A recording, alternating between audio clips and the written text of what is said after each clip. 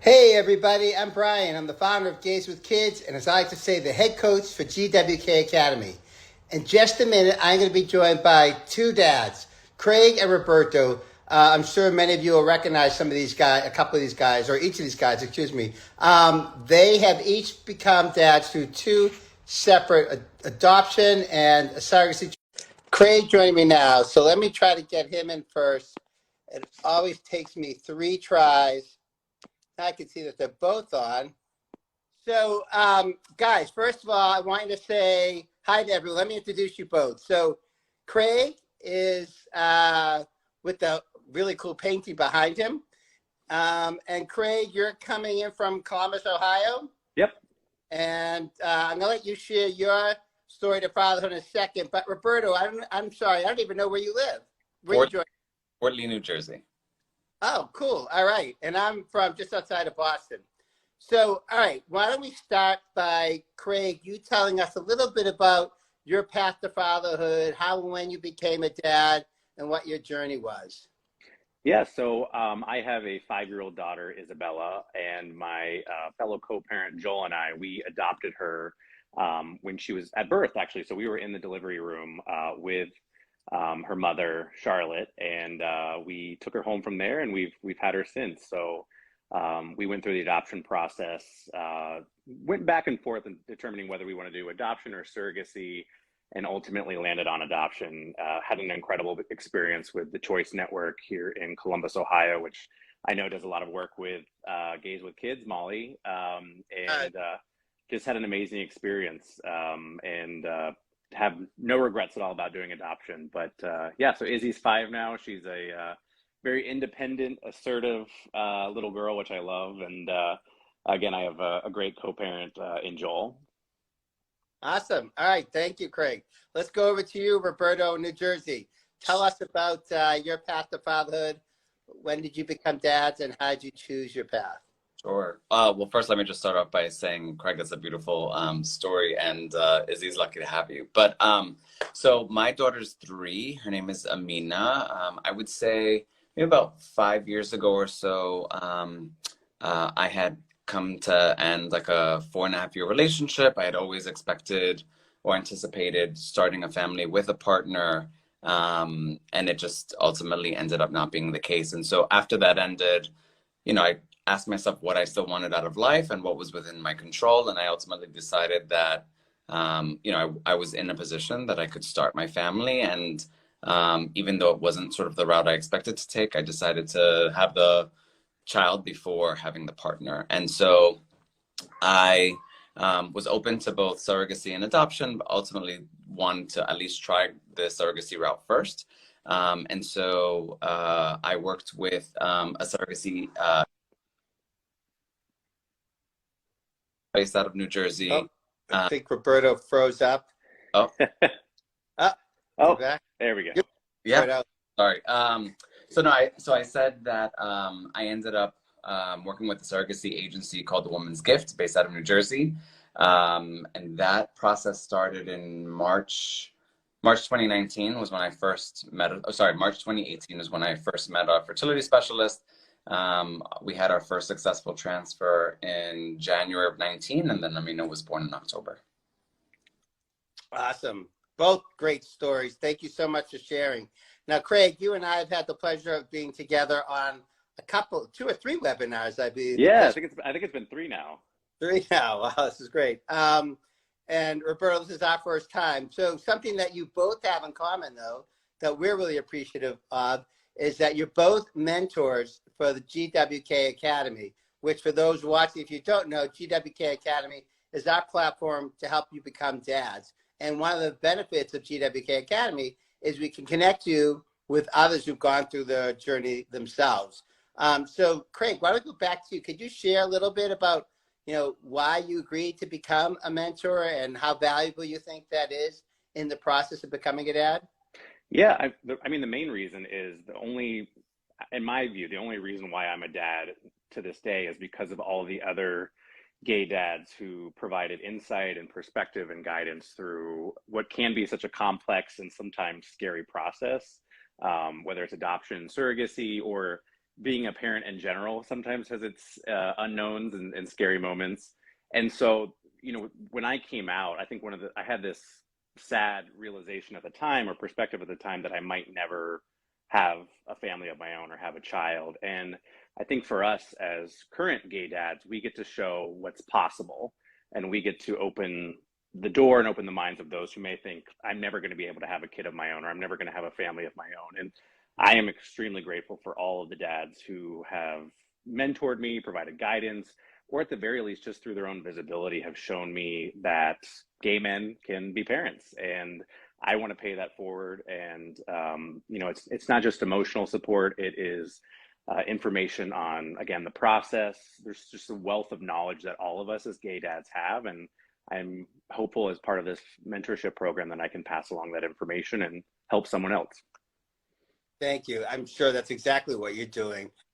Roberto, I'd love to get your response to the same question. Yeah, I mean, I agree. I think ultimately it's so important for people to be able to see what that possibility even looks like. You know, for me, I knew one person who was going through surrogacy before I was, and I thought it was incredibly helpful to understand sort of some of the highs, some of the lows, some of the questions that I hadn't even thought about asking. And so, you know, as Craig mentioned, there's the emotional support piece, but there's also the just like educational, informational piece. There's so much involved in the process. And I think it's hard to appreciate everything you don't know until you've spoken with someone that's the process. And it's just incredibly helpful to speak with people that have been in that same situation, so that you don't feel like you're the only one. That's great. That's one of the things I always say to people who enroll in GWK Academy is, you don't know what you don't know, and we're here to help you learn a lot of that. So guys, on your own journeys to fatherhood, I'm curious, what were you either most surprised about or unprepared for, or is there some aspect of it that you wish someone had really taken the time to walk you through before you actually did it? Yeah, I mean, a lot. I mean, it is such and each experience is so unique too. So what may happen with one dad or parent probably will be completely different than happens with another. For me, there were a couple of things. I think I was extremely surprised at how vast the network is nationally and globally of same-sex parents, and how interconnected it is through social media. I mean, there are gay parents like the two of you, for example, who I've had a chance to connect with over social media, but have never met in person. And so again, there's just this huge web of resources of dads with stories and information and et cetera to share. And then I think the other big one, and I always say it in every call that we have together, just because I think it's important to share, is when you're going through the adoption process, I think one of the biggest obstacles for a lot of folks is the cost associated with it. And I was surprised, did not know going into it, how extensive the tax credits are. You know, they're a refundable tax credit, so that offset a huge chunk of the adoption fees, which made it, you know, more economical and affordable. And I know so many dads who've utilized that to help them afford the adoption process. So was really grateful for that. So I would say those are probably the two biggest things, amid a laundry list of other surprises and fun hiccups along the way. That's great. Thank you for that. All right, Roberto? I would say for me, it was probably how much of an emotional journey it was. And I say that because I don't consider myself an overly emotional person. I tend to try to have my emotions in control. And that's for a separate conversation. But so I think, you know, for me, I don't think that I was able to like fully appreciate what this would look like. And you know, for those of you who are, you know, prospective parents or already parents, like there's nothing like the unconditional love a parent has for their child. And so, you know, when you're going through surrogacy, adoption, else, you already start going through that and feeling those emotions. Incredible. It really is an incredible feeling. And sometimes it would just pop up in the most unexpected ways. So I would just say, prepare yourself for the beautiful journey and all the emotions that come with it. So thank you. That was beautiful. Thank you. Craig, do you want to introduce us? This is Isabella. You want to say hi? Hi, Isabella. Hi. It's great to meet you. How are you? We're having a chat about being parents. What do you think? Anything to add, Isabella? What's it like to be a kid? What's it like to be a kid? Is it fun? She's like, I just want my apple. That's what she All came right. with. Roberto, I like to hit, but so we get a lot of people lately, it seems like many, most. So the people who've enrolled in GWK Academy are single, and like you, they don't want to wait for the right person to come around before realizing their dreams of fatherhood.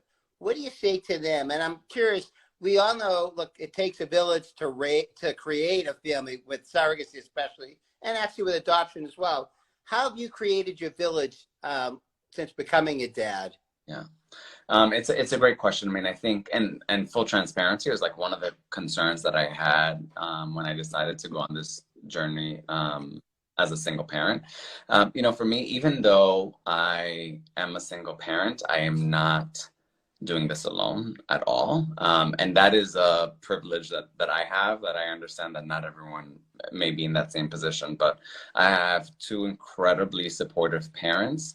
I also started coming out when I was like in my teens. And so I have, you know, friends that have been part of my, you know, extended family for the last 20 plus years. And so I have a village that has been incredibly supportive of me. They have been the ones that have allowed me to rest, that have allowed me to nap, that have allowed me to take a night off, that have allowed me, frankly, like I'm going away with my partner for the weekend. Like they are the ones that make that possible. So I think it's because that I have been able to pour into Amina the way that I do. Okay, that's awesome. Thank you. Craig, this one's for you, and I didn't prep you with this question. Yeah. But ask it anyways, because Roberto just talked about being a partner.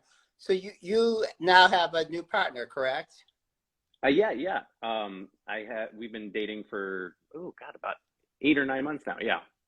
So what was it like dating as a single man, as a dad? I mean, You know, it's always in the back of your mind. I mean, your priorities change. I mean, your child will always be your number one priority, and so I honestly just didn't even think about it or approach dating at any point, just because my focus was on being a dad. Yeah, great job, thank you. She got her apple finally. And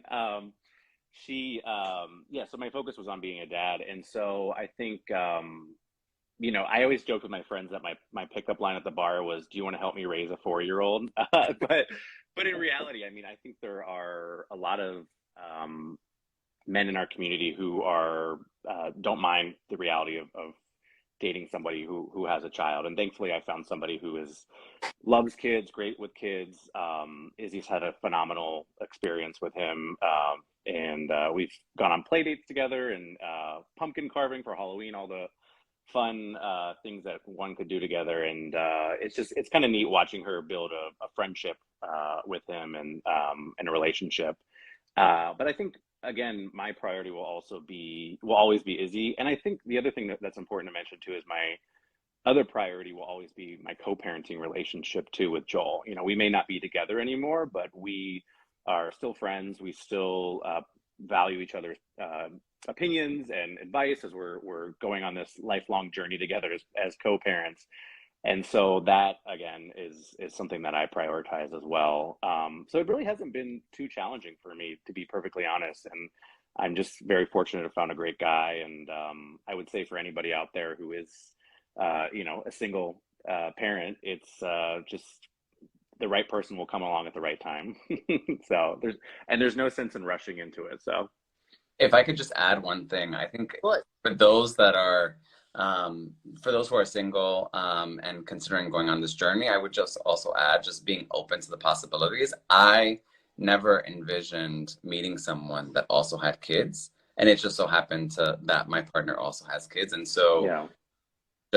So again, I just say just be open to what the possibilities look like, and you know, I made an assumption that ended up being false, and I'm, you know, in the better position for it. So yeah. Well, I know you guys have just given inspiration to a whole lot of people out there.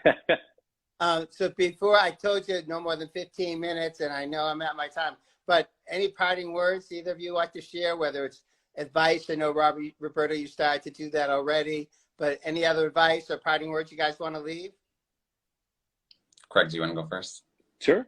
I would just say persevere. I mean, through all of it, I was very fortunate that my process, Joel and I, was relatively smooth, but I've heard many stories of friends of mine and other parents who've gone through challenging experiences, whether, you know, during the adoption process or even afterwards, or even with surrogacy as well. And there's just at the end of all of it, those challenges will seem like a small blip on the, again, lifetime journey that you're going on. So just keep pushing ahead and keep persevering. Don't give up. And families come in all shapes and sizes. So if you think that you're not the right person to be a dad, or you don't have, you know, a partner, you don't have the right job or home or whatever it is, I mean, really at the end of all of it is, as long as you have a lot of love to give a child, you're going to be an amazing parent. So just don't give up, and don't doubt yourself either.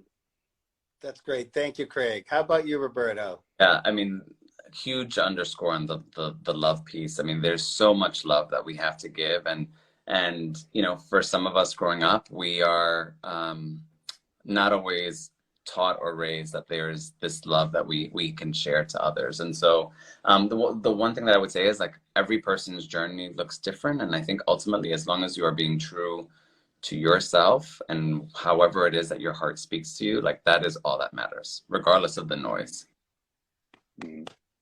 Thank you so much. So guys, if you're watching and you're thinking you'd like to be able to connect with these guys to talk about your own journey to fatherhood, I'm sure you can reach out to them on social media. If you really want to get some information on helping you with your journey, I strongly encourage you to check out the GWK Academy app. It's available in the iOS App Store as well as the Google Play Store. Not only will we take you step through step of your journey, but we can connect you with other mentors, guys like these. Craig and Roberto, thank you so much. It's always great to see you, Craig. Great to meet you, Izzy. Roberto, Say bye. great to meet you as well, virtually. I wish you all a great night. Thank you so much. And thank you for everything that you're doing. Have a good night. All right. See ya. Thanks for watching, Bye. everybody. Bye. Bye.